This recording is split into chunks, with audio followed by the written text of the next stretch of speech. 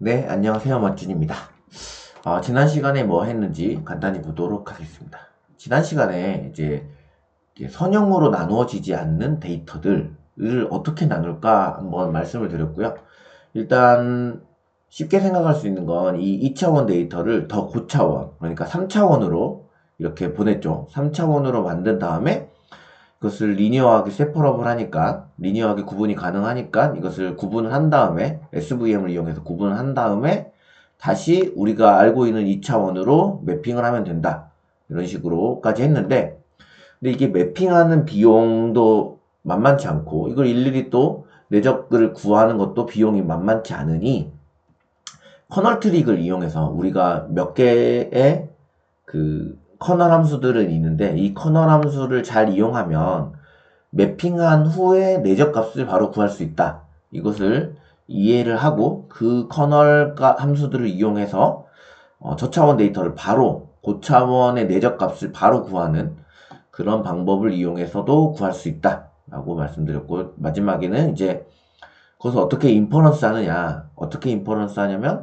그냥 우리가 알고 있던 커널 함수를 통한 값이랑 기존에 있던 x데이터 커널 값 두 개의 내적 값을 이용해 가지고 바로 인퍼런스를 내서 y는 wx 플러스 b에서 대입을 한 다음에 그게 0보다 크면 1, 0보다 작으면 마이너스 1로 이제 분류를 하면 된다 라고. 이게 0인 기준선이죠.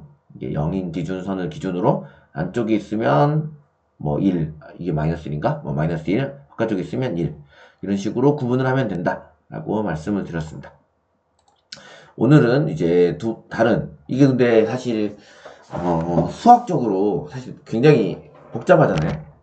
계산하는 것도 복잡하고 2차 계획법 푸는 것도 사실 쉽지 않은 문제입니다. 어쩔 때 더 쉽지 않느냐? 여러분 생각해 보시면 데이터, 방금 우리가 그 데이터 숫자만큼 알파 값이 나오거든요. 그것을 이제 2차 계획법으로 풀어야 되는데, 데이터가 많아지면 많아질수록 이제 그건 좀 효과적이진 않겠죠. 구하는 방법이 효과적이지 않습니다. 그래서 이제 제가 알려드리려고자 하는 건 이 똑같은 그래프예요. 똑같은 그래프고, 이번에는 y는 0과 마이너스 1을 똑같이 했는데 마이너스 1 말고 제로로 하겠습니다. 이제 다시 제로스, 네. 0과 1로 구분을 한번 해보려고 합니다. 이거 똑같은 데이터고 이게 1이고 안에가 0인 데이터입니다. 자, 이걸 어떻게 구분할 거냐? 여러분께 이제 알려드리고 싶은 거는, 이제 처음에 제가 이제 벡터의 내적이 의미하는 게 뭔지 좀 말씀을 드렸어요. 어떤 이런 x라는 데이터가 이렇게 있다고 할 때 이게 이제 x 벡터겠죠. 이것을 어떤 내가 원하는 w 방향으로 프로젝션 시킨 값, 이게 이제 xw라고 내적 값이라고 말씀을 드렸는데, 이것을 w를 굳이 한 개만 쓸 필요가 있을까요? 이게 w 방향으로의 이 x 데이터의 특징이라고 있잖아요. 근데 이 특징을 여러 개, 이 특징을 여러 개 가지고 가도 되겠다는 거죠.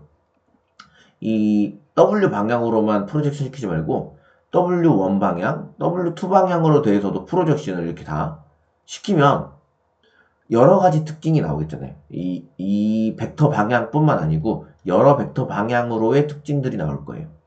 그 특징을 이용해서 구분을 하고, 그러면 이게 마치 고차원으로 매핑을 하는 효과가 있겠죠.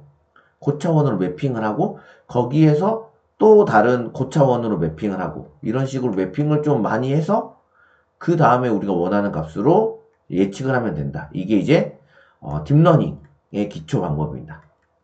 이게 이제 우리가 흔히 알고 있는 딥러닝 방법인데, 레이어를 여러 개 이제 쌓는 거죠.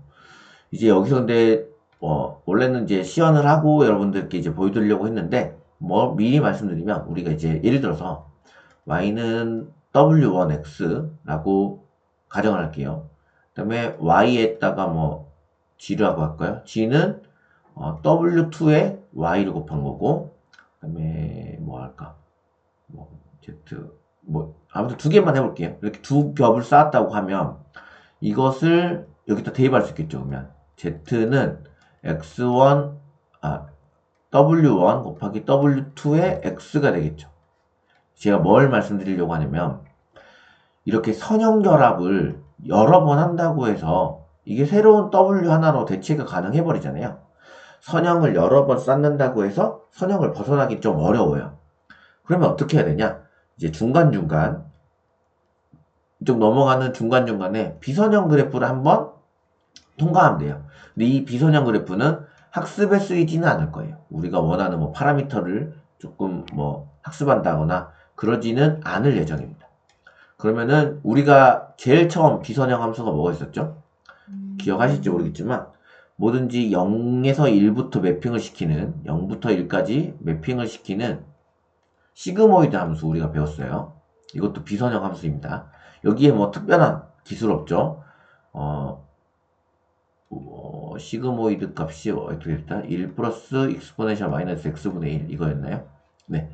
이 그래프도 이제 비선형 함수이고 제가 이제 여러분들께 추천해 드릴 거는 다른 비선형 함수인데 이렇게 생긴 함수예요.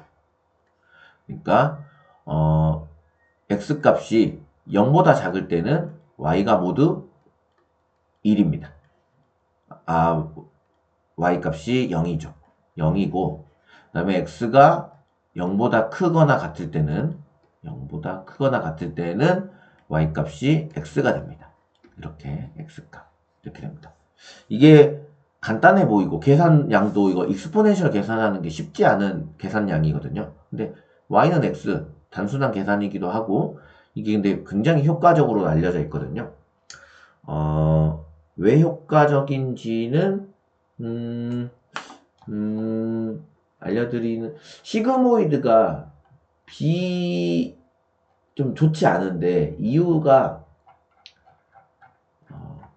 한번 그래프를 그려보고 말씀드릴게요. 우리가 시그모이드가 x 예를 들어서 이제 이거는 그냥 즉석에서 해서 제가 b점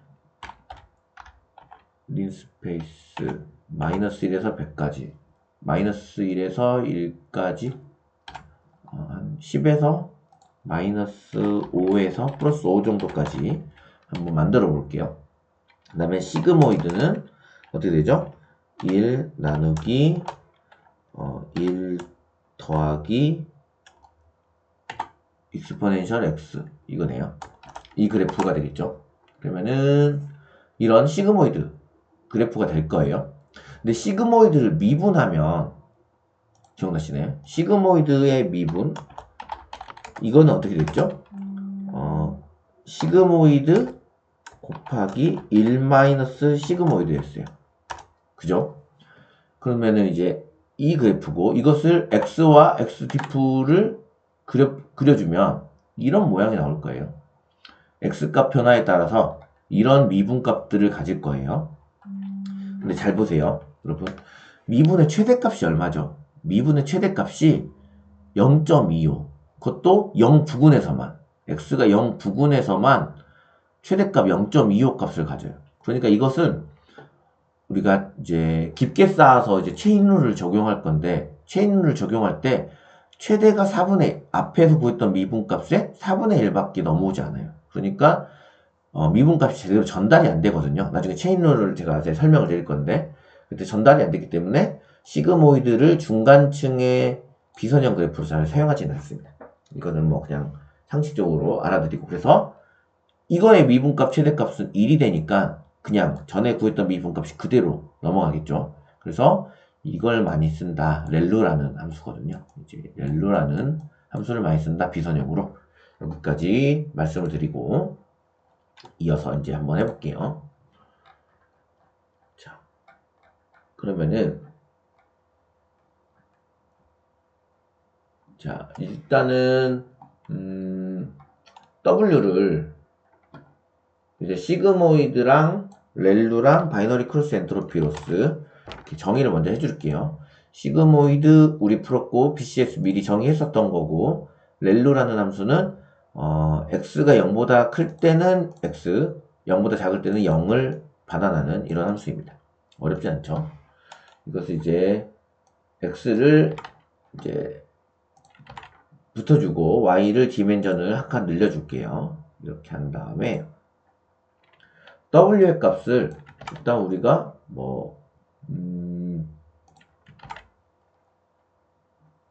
w를 여러 개 정의를 해볼게요. 깊게 정의를 할 건데 w의 값을 이 세 개의 값을 받아서 99개로 키워주는 함수예요. 그럼 어떻게 되냐? x랑 w를 곱해볼게요. x와 w1을 곱하면 어떤 일이 일어나느냐? 네. 이게 100개가 나오겠죠. 이제 99개가 나오게 됩니다. 우리가 x라는 데이터를 99개의 벡터 방향으로의 특징을 뽑아내게 됩니다. 그런 말이 되고요. 이렇게 한 다음에 여기에 아웃 값을 out1이라고 저장한 다음에 거기에 렐루를 한번 하게 되면은 이 값은 이제 a1이라는 값은 100개의 그래프 중에 0보다 큰 거는 그대로 놔두고 0보다 작은 값은 모두 0으로 바꿔주는 비선형 그래프를 지나게 될 거예요. 그 다음에 이 A1에 다시 이제 1벡터를 만들어주고 A1 쉐입을 한번 찍어볼게요. A1은 이제 데이터 40개가 100가지 특징을 가지고 있는 이런 데이터로 바뀌게 됩니다. 그러겠죠? 이렇게 바뀌게 되고 이렇게 바뀐 거를 이제 아웃풋 2는 이 100가지 특징을 가진 애를 또 W2는 뭐지? 두 가지 특징을 가진 값으로 매핑을 합니다. 그리고 렐루를 또 먹일 거고요. 그 다음에 렐루 먹이고 나서 이 40개 데이터가 이제 세 가지 특징을 가지고 있을 거고요. 세 가지 특징이라는 건 사실 두 가지 특징이 있고 여기 2를 마지막에 1 더해주는 바이어스 텀이 있는 거죠, 결국은. 그리고 이제 아웃풋 3는 우리가 이제 두 가지 특징, 그러니까 바이어스까지 포함해서 세 가지 특징을 한 가지로 값으로 만들 거고, 그 만든 다음에 그 값을 시그모이드를 구해주면 0부터 1 사이 값으로 매핑이 되겠죠. yp의 값을 잠깐만 가볼게요. yp는 이제 1과 0 사이 어떤 값들이 이렇게 매핑이 될 거예요. 이렇게 쭉 매핑이 될 거고, 이렇게 매핑이 될 거고, 그다음에 로스도 구해볼 수 있겠죠. 이제 로스가 우리가 원하는 y 값이랑 yp, 우리가 예측한 값이랑 바이너리 크로스 엔트로피 로스를 구합니다. 자, 여기까지가 이제 순전파 방법이고요. 잠시만요. 네, 이제 제가 체인룰에 대해서도 설명을 해야 되는데, 이게 사실 제가 지난 시간에 체인룰을 어느 정도 설명을 했었어요. 예를 들어서 이제 우리가 어떻게 했냐면 아웃풋 1이 XW였어요. W1이었겠죠. 그 다음에 아웃풋 1이 이제 렐루를 먹인 아웃풋 1이었고, 그 다음에 아웃풋 2는 액티베이션 1에 W2를 곱한 값이었고, 액티베이션 2는 아웃풋 2에 렐루를 먹였고, 그 다음에 마지막 아웃풋 3는 A2에 W3를 곱했고, 우리가 원하는 Y 프리딕트 값은 어떻게 됐냐? 시그모이드를 써가지고 시그모이드 아웃풋 3 이렇게 만들었어요. 그죠? 자, 그러면은 우리가 이제 로스는 바이너리 크로스 엔트로피 로스를 썼어요. yp랑 y를 이용해서. 자, 이제 로스를 그 yp로 미분하지 말고 우리가 이게 두 단계 건너서 시그모이드랑 바이너리 크로스 엔트로피가 만나면 이렇게 바로 넘어간다 그랬죠? 이것을 아웃풋 3로 미분한 게 뭐였죠? 그러면은 yp에서 y를 뺀 값이라고 했어요. 그죠? 이렇게 넘어올 거고, 이제 로스를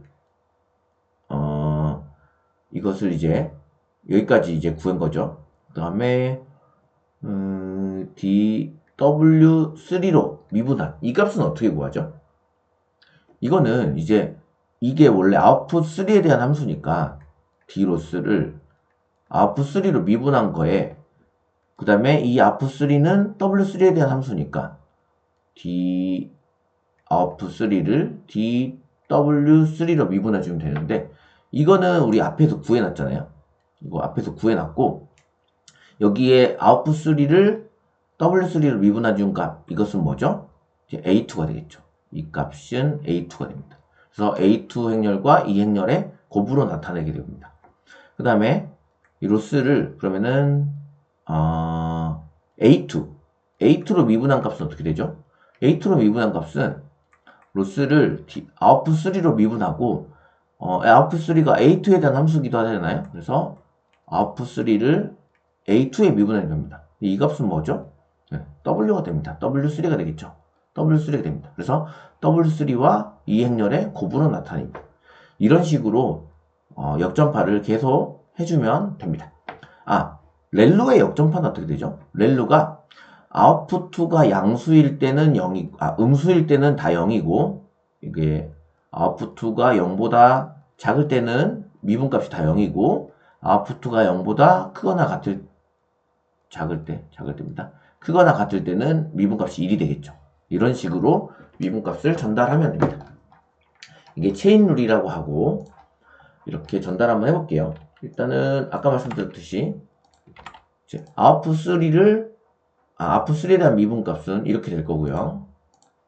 그 다음에 로스를 W3로 미분해 준 값은 A2와 위에서 구했던 이 값 두 개의 행렬곱으로 됩니다. 그 다음에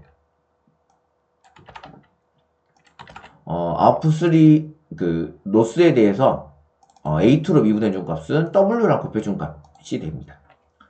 자, 근데 여기서 중간중간 제가 말씀드리면 이게 중간에 어떻게 트랜스포즈가 앞에 가고 뒤에 가고 뭐 이런 게 있는데 이런 거는 행렬의 모양을 잘 생각해 주시면 DW3라는 얘 모양은 W3랑 모양이 똑같아야 되잖아요.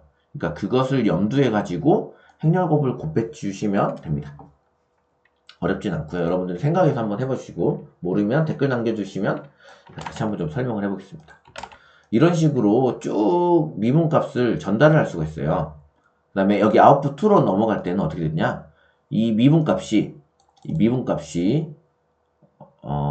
0보다 클 때는 1이고 아니면은 0 이렇게 넘겨주면 되겠네요. 자, 이렇게 넘겨주면 됩니다. 그 다음에 W2 미분값 이렇게 쭉쭉쭉 넘겨줘 볼게요. A1에 대한 미분값 그 다음에 아웃풋 0에 대한 미분값 그 다음에 W1에 대한 미분값까지 구하면은 우리가 원하는 미분값 우리가 원하는 건 결국은 W1에 대한 미분값 W2에 대한 미분값 W3에 대한 미분값을 원하거든요. 우리가 이제 그레디언트 디센트를 통해서 업데이트를 할 거니까 이 세 가지 미분값을 알면 업데이트를 할 수가 있습니다. 어떻게? 러닝 레이트를 정해놓고 그 러닝 레이트 방향의 마이너스 방향에 이제 업데이트를 하면 되는 거죠. 업데이트를 하면 됩니다. 그 다음에 이거는 이제 제가 학습이 좀 잘 안 돼가지고 이제 저희가 이제 그래프를 만들 때 이제 이런 이제 뭐 어떤 최소화시키고 싶은 그래프가 있는데 이게 시작점이 어디냐에 따라서 이게 학습이 조금 잘 되고 안 되고가 좀 문제가 되거든요. 그래서 그 초기값을 잘 잡아주는 방법이 여러 가지 방법이 있는데 그 중에 한 가지 방법으로 초기값을 한번 잡아주도록 하겠습니다. 그래서 이것을 지금까지 해왔던 일련의 과정들을 이제 동영상으로 저장을 동영상은 뭘 저장하는 거지? 이미지 중간 마지막 아웃풋 3의 값이 어떻게 변화하고 있는지 중간 과정을 한번 봐볼 거고 나머지는 학습이 조금 되고 있는 겁니다. 보시면은 이제 300번 정도 학습을 할 건데요. 보시면은 이게 로스 값이고, 로스 값 맞나? 프린트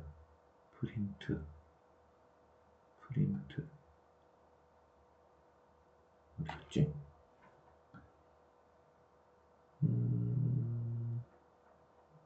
로스 값이랑 어큐러시 값, 얼마나 정답에 맞는지 이런 걸 보여주는 값입니다. 근데 학습이 전혀 안 되고 있네. 로스가 줄지를 않네요.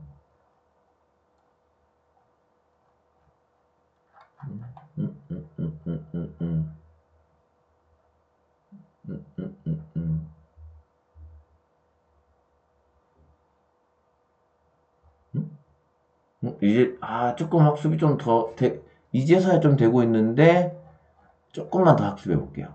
보시면은 웹폭을 100번 말고 한 100번만 좀 더 학습해 보겠습니다. 잠깐만, 초기화 시켜버리나? 초기화 시켜버린다.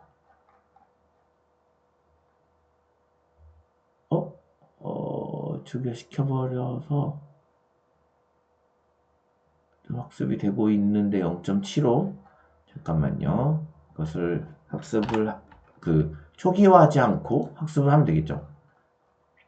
그러면은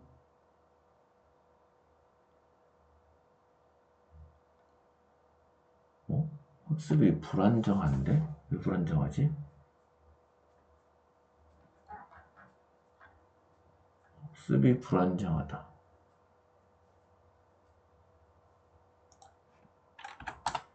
다시 한 번만 볼게요. 500번. 테스트 할 때는 좀 잘 됐었는데.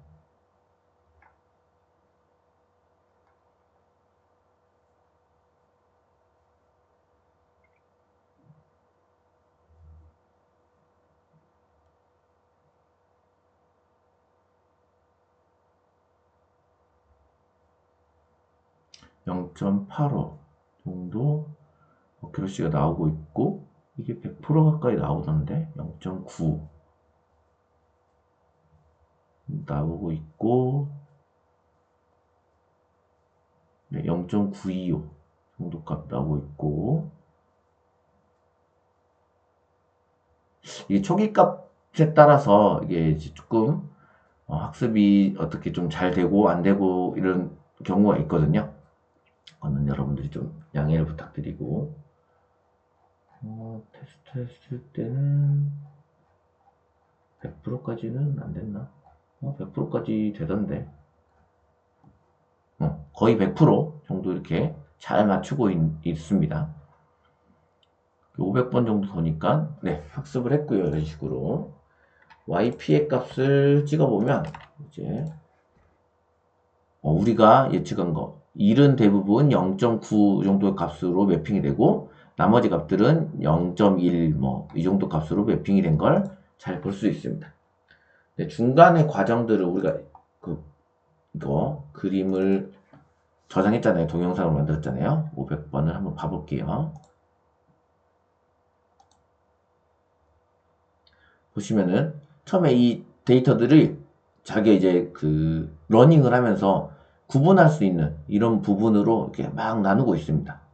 이런 식으로 두 개가 구분되도록 이렇게 멀리 떨어뜨리고 있죠. 이렇게 조금 안 돼가지고 이런 데서 이제 그러면 에러가 좀 났었겠죠. 그 다음에 어떻게 구분을 해서 이게 100%로 나눠지느냐는 이제 모르죠. 예, 모릅니다. 그냥 하다 보면 되죠. 자기들이 이제 학습을 계속 하는 거죠. W 값들을 바꿔가면서 이렇게 나눠질 수 있도록, 이때부터 아마 100%가 나왔을 거예요. 이렇게 두 개의 데이터가 잘 나눠지도록 이런 식으로 이렇게 학습을 하는 게 딥러닝 과정입니다. 네, 여기까지 이제 제 설명이고요.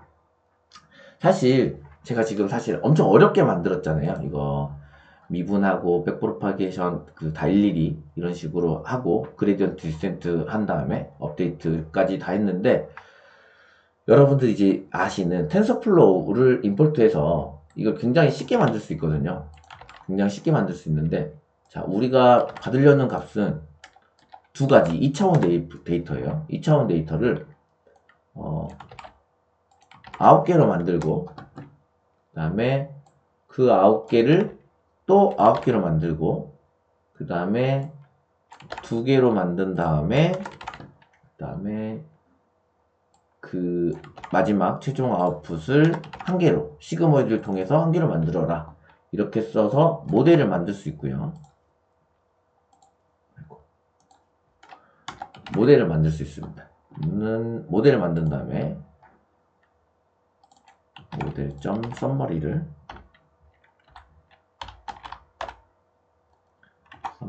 찍어주시면 네. 우리가 제일 처음 2개의 값을 받아서 9개로 만들고 9개로 만들고 2개로 만들고 마지막 최종 1개로 만드는 이런 모델을 쉽게 그냥 만들 수 있어요. 그리고 이것을 저희가 엄청 어렵게 학습했잖아요. 어렵게 학습했는데 단순하게 그렇게 스토캐스틱 그레디언트 디센트를 써라.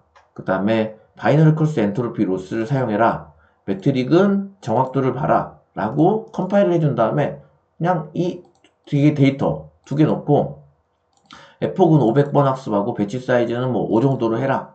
이런 식으로 그냥 돌리면 알아서 학습이 됩니다. 근데 잠깐만. 이건데 5,3이 나왔다. 5,3 XY 데이터가 뭔가 제가 중간에 뭔가 바꿔버렸나요? XY 데이터를 다시 한번 정리 한번 해볼게요. 여기에 이것만 실행하면 될까요?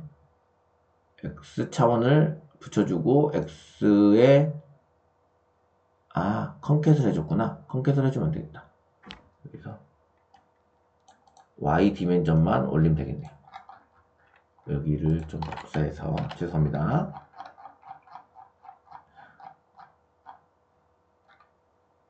이제 여기 학습하기 전에 데이터를 만들고 여기서 학습을 하면 되겠죠. 그러면 이렇게 학습이 쭉 됩니다. 그리고 굉장히 어큐러시가 굉장히 쉽게 이렇게 도달하는 걸 보실 수 있습니다. 500번 갈 필요도 없겠네요. 로스가 계속 줄고 있고요. 어큐러시는 바로 1에 도달했습니다. 100%에. 멈춰버릴게요. 의미는 별로 없을 것 같아서. 네, 이런 식으로 여러분들이 만들 수도 있습니다. 별로 어렵진 않죠. 이 모델을 그러면은 여기까지 하면 여러분들이 이제 딥러닝을 사용해서 구분하는 것까지 그 비선형 모양 리니어하게 세퍼러블하지 않은 데이터들도 이런 식으로 나눌 수 있다라는 걸 여러분께 알려드렸습니다. 다음 시간에는 이제 여기까지 해가지고 이제 모델 학습, 그러니까 2개의 클래스를 나누는 거는 그만둘 거고요. 나머지는 이제 좀 더 여러분들이 알았으면 좋았을 것 같은 내용들을 부록 느낌으로 좀 알려드리도록 하겠습니다. 감사합니다.